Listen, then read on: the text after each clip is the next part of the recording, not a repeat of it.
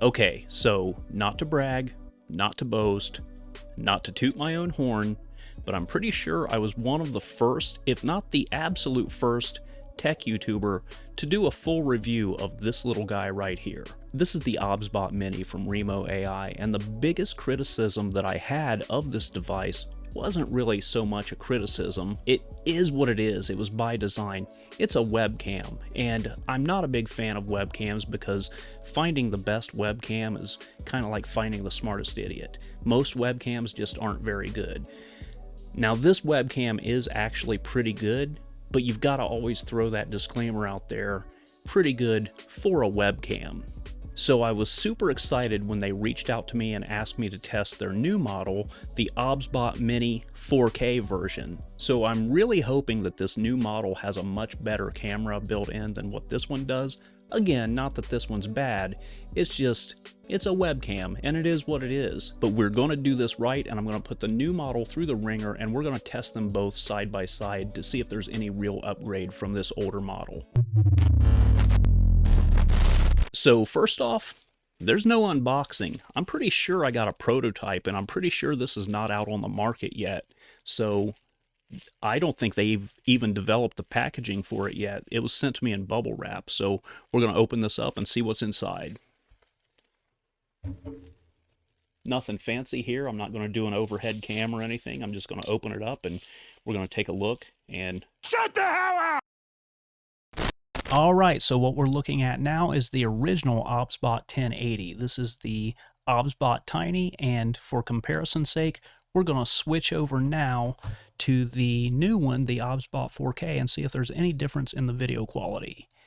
And here we are with the new Obsbot 4K, and I think there is a massive improvement in video quality right out of the gate.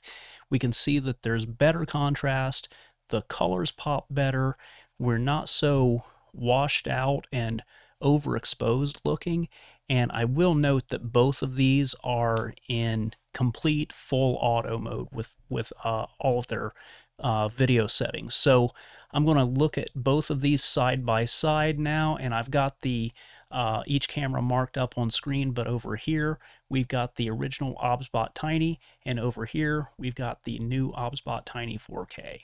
And take a look at this for a second and tell me what you think. So my biggest complaint with the original Obsbot Tiny was the built-in microphone, which really no webcam has a good built-in microphone, let's be honest here. But I'm going to do a couple mic tests here now and see if there's any difference in the microphone quality of the new Obsbot 4K. Alright, so we're doing a microphone test of the built-in microphone of the old Obsbot Tiny, the 1080 version. This is a mic check, again, of the Obsbot 1080 version. And this is a microphone test of the Obsbot 4K. This is a microphone test of the built-in mic of the Obsbot 4K. And now we're going to do a couple of tracking tests. And I'm going to move my microphone out of the way and stand up here and move around and see how well the new version tracks us in comparison to the old version. And it looks to be doing a pretty good job. And I would say that the tracking quality is identical on both of them, which that's great because there was no need to really improve the tracking on the old one because it did a great job. But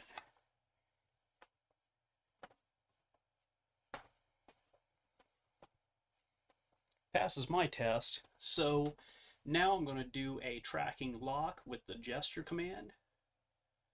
So both of them should be locked now.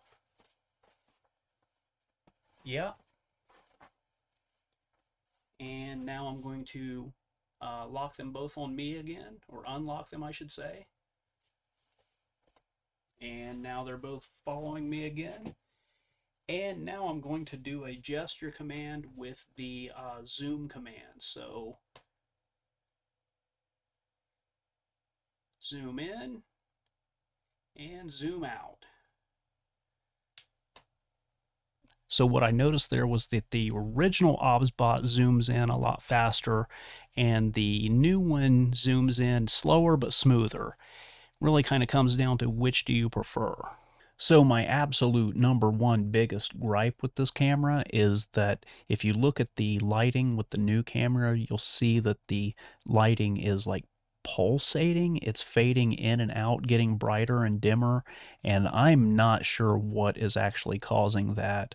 Um, I've gone in, like I said, I've got everything set in automatic mode. I've gone in and set different things into a manual setting, and it hasn't made a difference. Like I've set manual exposure, I've set manual white balance, and there is a setting for an iris control, but I don't think it does anything.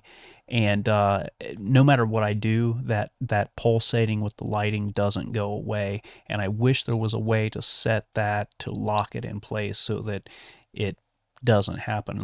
But if you do a dramatic change in lighting near the camera, you'll definitely see it then. But you will see it kind of just pulsate in and out normally with the camera, just like as I'm sitting here. But if I cover the camera and then pull the light or pull my hand away, you will see like there's some kind of lighting compensation going on, and I would rather not have that. I hope they fix that in a future firmware update. One of the other major differences between these cameras is that the new version has a manual and autofocus feature. The old one was just fixed focus all the time. And the autofocus on the new camera is actually pretty good. I say pretty good because it's really good as far as like getting a face and staying on that person, but the focus is not fast, and I'm going to demonstrate that now. Let me switch over to the Obsbot 4K in full screen. All right, so now I'm going to focus on this TV remote.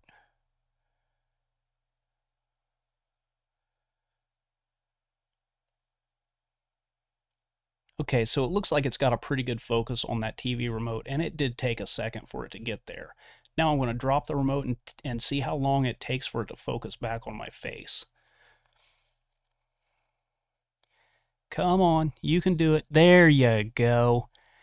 Like I said, the autofocus is really good when it gets the focus, but it does take a long time. So if you want to use this camera to do like the product things where it, focuses in on a product, it's not going to be fast with that. But once it does have focus on your pudding, it's going to basically stay there and follow you along and do a pretty good job of that.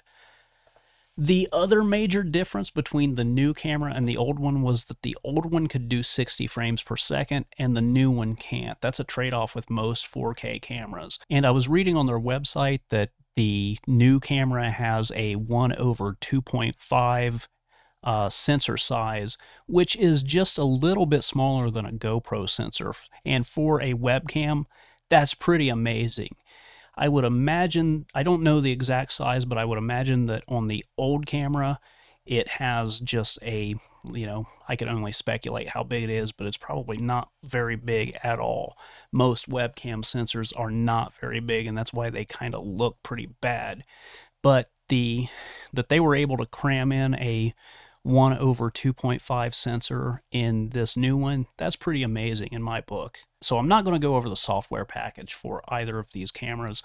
I did that in my original video for the original Obsbot 1080, and it's really self-explanatory, but it is something that I highly recommend that if you have one of these cameras, you go get that software. You can download it from Obsbot's website, and it gives you a full command center for controlling these cameras and giving you like firmware upgrades and a manual control over the pan, tilt, and zoom, and all the gimbal and presets and things like that. It's in my original video, so if you want to learn about that, go check that out.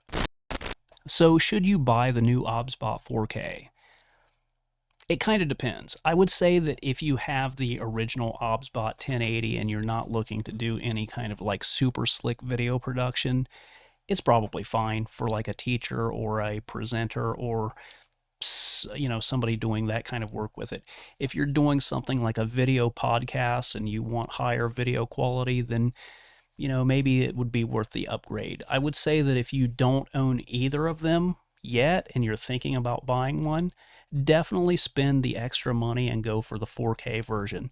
As you can see, the video quality is far superior to the old 1080 version, and if I were going to buy either one of these, I would definitely go for the 4K version.